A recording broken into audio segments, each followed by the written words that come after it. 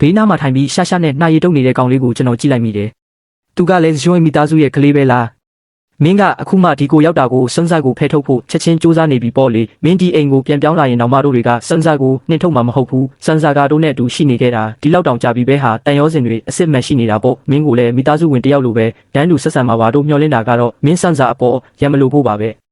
တောင်းပန်ပါတယ်အကိုကြီးဒါတွေအားလုံးဘလို့ဖြစ်ပျက်ကုန်လဲဆိုတာကျွန်တော်လုံးဝနားမလည်နိုင်သေးဘူးအကယ်၍အကိုကြီးကကျွန်တော်ကိုမမြင်ချင်ဘူးဆိုရင်ကျွန်တော်နေစရာတခြားနေရာရှာနိုင်ပါလေဗျာသူတို့တယောက်ချင်းစီရဲ့မျက်နှာတွေကိုကျွန်တော်လိုက်ကြည့်မိတယ်ကျွန်တော်ဘာမှလုံလုံကျွံကျွံပြောလိုက်မိတယ်လို့မထင်ပါဘူးသူကရွှေမိသားစုရဲ့ကလေးလားလို့ပဲမေးလိုက်တာလေသူတို့တွေအလွန်အကျွံတုတ်ပြန်ပြီးသွားမှန်းသိလိုက်ကြပြီးအမေဖြစ်သူကအခြေအနေကိုထိမ့်ဖို့ချက်ချင်းပဲကြားဝင်ပြောဆိုလာပါတယ်စန်းဆိုင်ဆိုတာဆေးရုံမှာတော့ကမင်းနဲ့မှာပြီးလဲသွားခဲ့တဲ့ကလေးလေးပါဘိုင်ဖန်ရဲ့အခုကစပြီးမင်းကအကိုကြီးဖြစ်ပြီးစန်းဆိုင်ကမင်းရဲ့ညီလေးပေါ့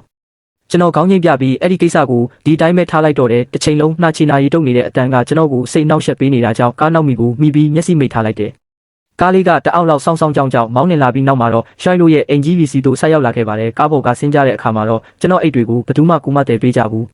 သူတို့အားလုံးအိမ်ထဲကိုအသီးသီးဝင်သွားကြပြီးအဲ့ဒီကြမှာပဲကျွန်တော်ကိုအနောက်မှာထားခဲ့မိမှန်တတိယသွားကြတယ်အမေဖြစ်သူကအပြင်ကိုအလောတကြီးပြန်ပြေးထွက်လာတယ်ကျွန်တော်တို့အကြည့်ချင်းစုံသွားမိပြီးနောက်မှာတော့ကျွန်တော်ကသူမရဲ့ဘေးကနေပဲတဲတဲကြော်ဖြတ်ပြီးအိမ်ထဲကိုဝင်လာခဲ့တယ်ရှွန်ကင်းကြီးကအိမ်ကူတွေကိုအောင်ငေါက်လိုက်တော့တယ်